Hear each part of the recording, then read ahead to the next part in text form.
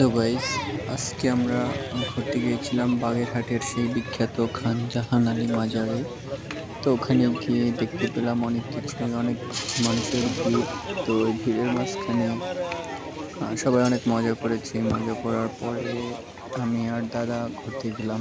ঘুরতে যাওয়ার পরে দেখলাম যে সেখানে অনেক মানুষ অনেক মানত করে আসছে। তারপর একটা মুরব্বিকে দেখলাম।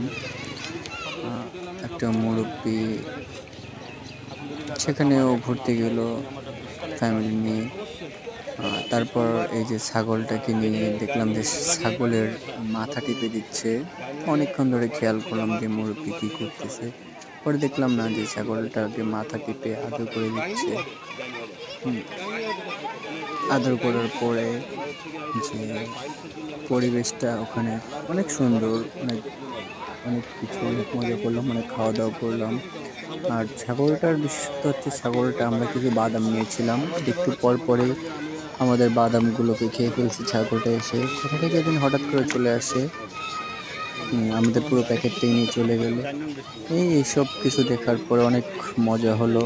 তারপর এই যে সেখানে অনেক ছাগল আছে, তারপরে মানুষ গোসল করছে, কুমির আছে, সবাই কুমির দেখতেছে।